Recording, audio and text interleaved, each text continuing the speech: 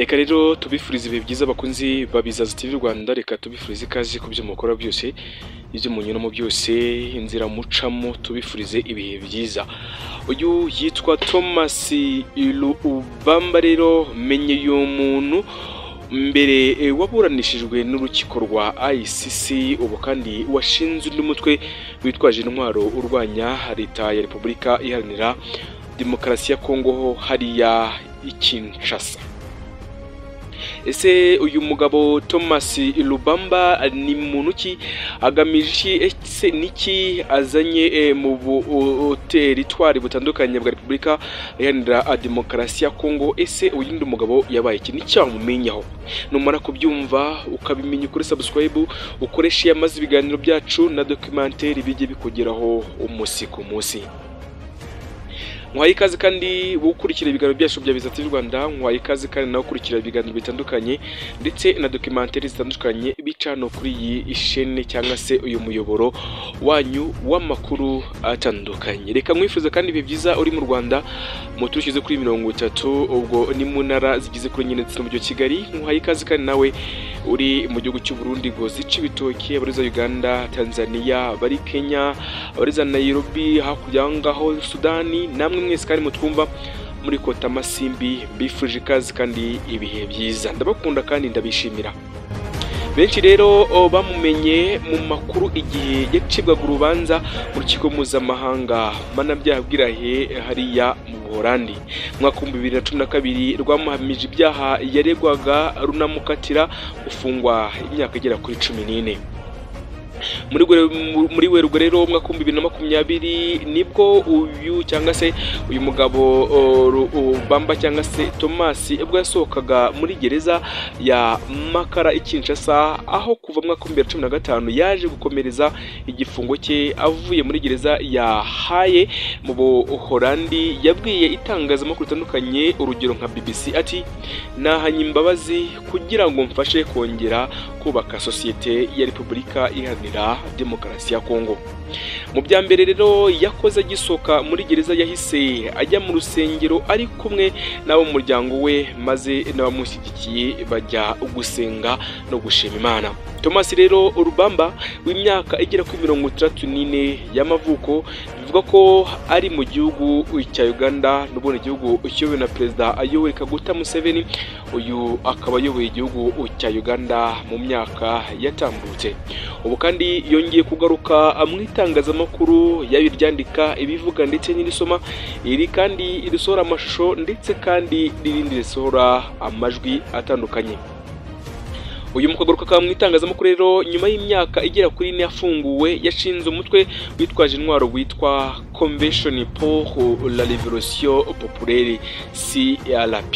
Iri ishyaka rero cyangwa se uyu mutwe w'ihuriro rikomeye cyane akaba yamaze gusohora hanze.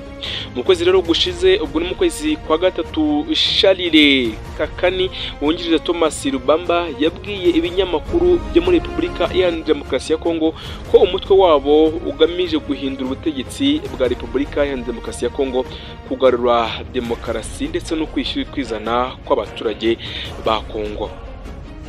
Niba ukurikize ukaba wumva amakuru atandukanye rero, uwa mbere wafunzwe akanaburanishwa n'urukiko rwa ICC yari muntu uteye gute? Mwirondoro rero we wavuzwe ko mu rukiko aburanishwa. Lubamba rero yavukiye mu ntara ya Ituri mu mwaka w'1960. Yinjira kandi muri politike mu ishyaka rya MPR ryari ku butegetsi bw'icyari Zaire, akiri umunyeshuri kandi muri kaminuza y'Ikisangani, aho yize amasomo y'ibijyanye n'imiterere kandi akiga n'imitekerereze n'imyitwarire itandukanye ya muntu cyangwa se psychology.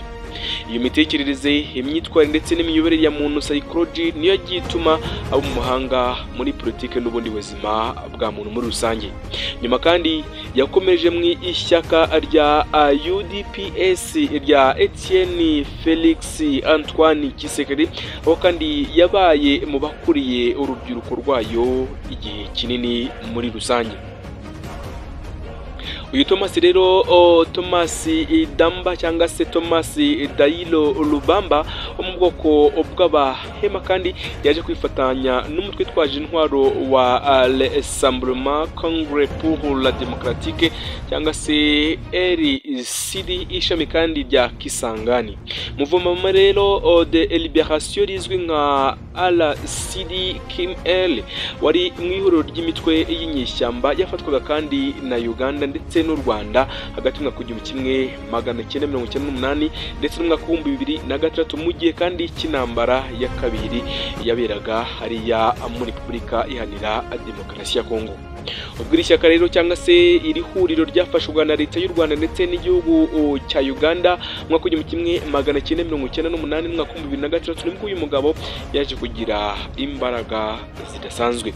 Nyuma kandi Thomas Lubamba yagiye mu mutwe wa MLC wa Jean Pierre Bemba ufashwaga kandi n'igihugu cya Uganda muri rusange mbere kugaruka kandi muri RCD akagwanira kandi ushinzwe ingabo maze akazamurwa mu rwego rwo hejuru ubwo yamarwa kugira ngo warushinzwe izi ngabo. Gusa mu mwaka wa 2001 yahise ashinga umutwe we yise Union des Patriotes du Congo cyangwa se UPDC maze uyu mutwe nawe ubugiye ku mugaragaro. Uyu mutwe kandi wa Thomas Lubamba wari ufatanyije na Bosco Ntaganda n'abandi nka General Jacques ya Shilongoza washinze kandi ubwicanyi butandukanye bukomeye cyane kandi bukomeye mu makimbirane hagati y'abahema ndetse n'abalendu mu ntara ya Ituri muri Repubulika Iharanira Demokarasi ya Kongo. Uyu rero Thomas Lubanga yaje gufatwa n'ingabo za MONUSCO mwaka wa 2005 yoherezwa kandi i Kinshasa aho yabanje kurindirwa muri hoteli zikomeye cyane hariya muri Kongo, ariko nyuma y'amezi make cyane ajyanwa muri gereza ya Kinshasa kuba ajya gufungwa. Mwaka wa 2006 uyu mugabo n'ubundi Thomas Lubanga yagaragaye arira ahubwo yaragiye kurizwa indege y'ingabo z'ubu Faransa imujyana irahe mu Buholandi n'ubundi rukiko mpuzamahanga mpanabyaha aho yabaye kandi umuntu uwa mbere ufunzwe akanaburanishwa n'uru rukiko rwo rumaze gushingwa muri rusange. Ese uyu mugabo gusubira i Bunia nyuma y'igifungo byagenze gute kugira ngo yinjire? Ese bihagaze gute kuba aje afite imbaraga zidasanzwe no kuba aje gushinga umutwe ukomeye cyane ubundi uzanye amatwara ya gipolitiki hariya muri Repubulika Iharanira Demokarasi ya Kongo?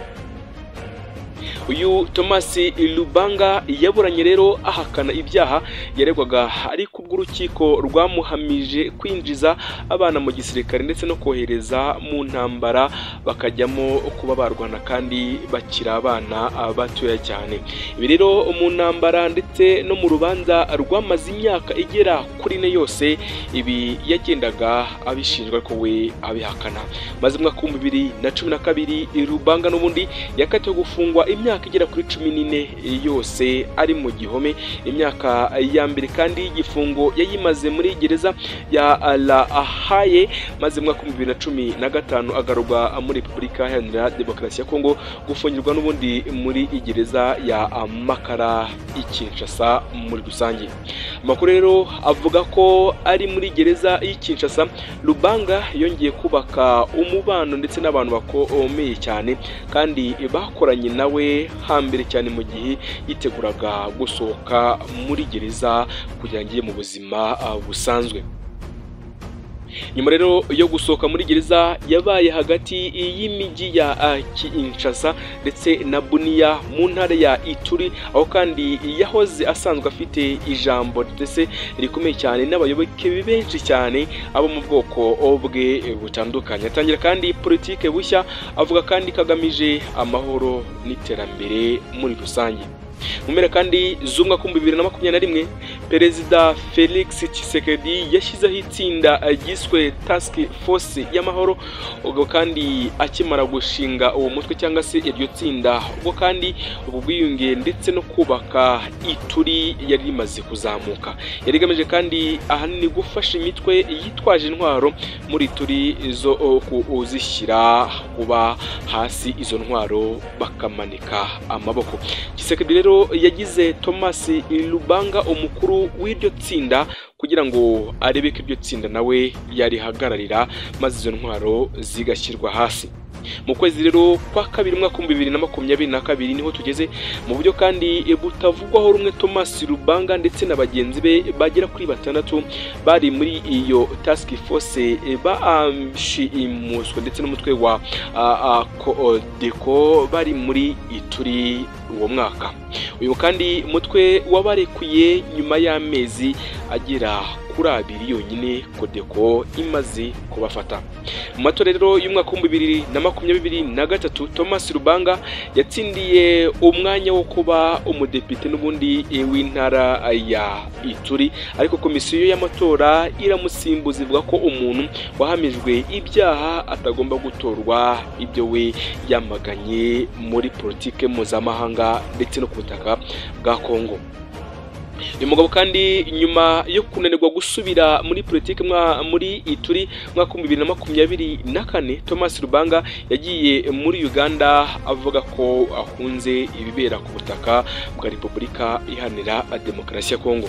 Muri Gashyantare rero uyu mwaka umuvugizi w'igisirikare cya Repubulika Iharanira Demokarasi ya Kongo mu ntara ya Ituri yatangaje ko Thomas Lubanga ndetse n'abafatanyije nawe bashinze umutwe w'inyeshyamba bari muri Uganda kandi bafatanyije n'uwa M23 bagamije guhungabanya intara ya Ituri muri rusange. Gusa kandi uyu umugabo Sharire Kakani wungirije Thomas Lubanga mu kwezi gushize avugira hariya i Kampala mu gihugu cya Uganda yabwiye radio Okapi ko umutwe wabo wa Convention pour la Libération Populaire ugamije udakorana na M23 ahubwo uje gukora ku giti cyawo.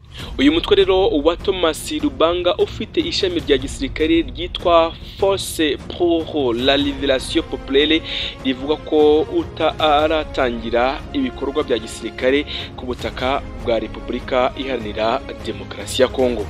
Abasesenguzi kandi mu bya politike ndetse n'amakuru atandukanye bavuga ko uyu mutwe ushobora kuba ikibazo gikomeye cyane ku mutekano mu ntara ya Ituri, kuko Thomas Lubanga ari umuntu ufite amaboko ndetse n'abantu benshi cyane kandi bakoranye nawe, barimo kandi n'abakomeye muri politike n'igisirikare bya Repubulika Iharanira Demokarasi ya Kongo.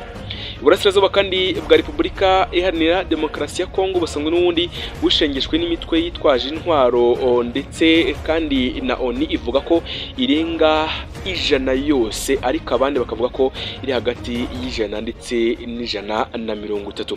Ubu kandi ukomeye muri icyo gice cyangwa se mu burasirazuba ni umutwe wa M23 n'ubundi ukomeje kugenzura ibice bitandukanye mu ntara za Kivu ya ruguru ndetse na Kivu y'epfo. Uyu mutwe wa M23 rero nawo ukomeje kuba urwana kandi ushira abaturage imbere no kwishyira ukwizana kwabo. Uyu mutwe kandi wafashe ibice bitandukanye kandi ukomeje imirwano ndetse n'igisirikare cya Repubulika Iharanira Demokarasi ya Kongo. Amakuru bwite rero ndetse ku muryango wa Thomas Lubanga mu myaka irenga 10 ishize nuko yari umugabo kandi ufite umugore n'abana bagera kuri 7. Uyu Thomas rero wagarutse muri politike ya Kongo ashobora kuba azanye impinduka zikomeye cyane kandi ibyo agiye kuzana ubutaka bwa Kongo benshi bati bazabibona.